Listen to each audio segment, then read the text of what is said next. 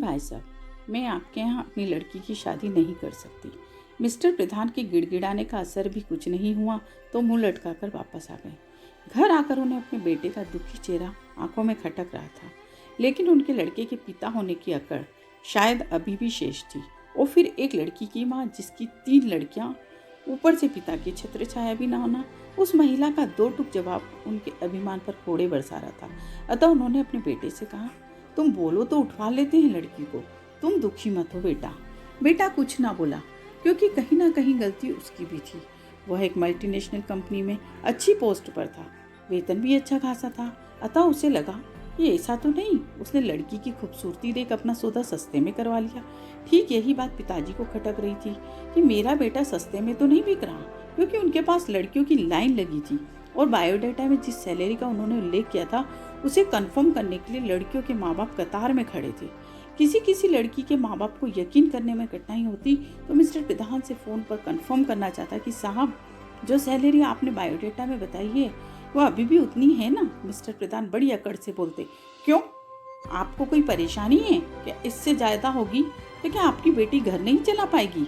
बेचारे लड़की के माँ बाप अपमान का घूंट पीकर रह जाते। जैसे तैसे इस लड़की को पसंद किया। लेन देन की बात आने पर पहले तो मना कर दिया, लेकिन जब सारी बात फाइनल हो गई तो लड़की की माँ से बजट पूछा गया। इधर लड़का लड़की भी आपस में मोबाइल पर बात कर घुल मिल गए।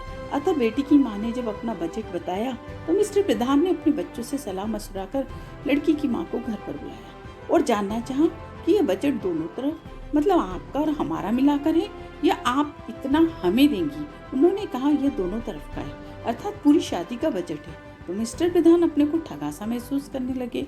अब उन्होंने जानना चाहा कि आपके इधर क्या खर्च आएगा। तब लड़की की माँ ने सारे खर्चे बताने शुरू किए।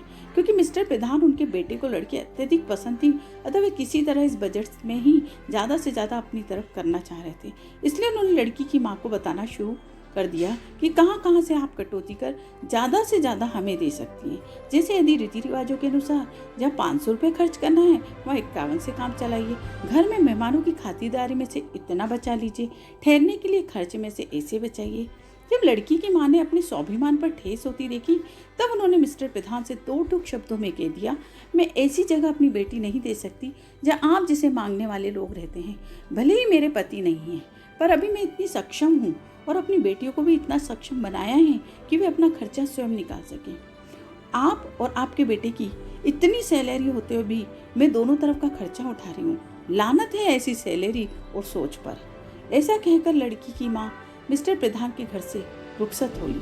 लेकिन बेटे की शक्ल देख बाप ने एक कोशिश और करनी चाहिए। दूसरों लोगों से भी कहलवाया, लेकिन उस स्वाभिमानी महिला ने जब अपना रुख नहीं बदला तब बाप बेटों की अकड़ खत्म हो गई और उन्होंने जब दूसरे घर शादी की तो लड़की वालों की शर्त पर, ना कि अपनी शर्तों पर। दोस्तों, ये सच्चाई है। ये दहेज जैसी कुरीति को बढ़ावा हम देते हैं, अपनी लड़की भी देते हैं और साथ ही साथ लड़के वालों की जाति भी सहन करते हैं। अगर हर माँ बाप मेरी इस कहानी के अनुसार रुख अपना ले तो समस्या काफ़ी हद तक हल हो सकती है। आपका क्या मानना है? अपनी राय जरूर बताइएगा।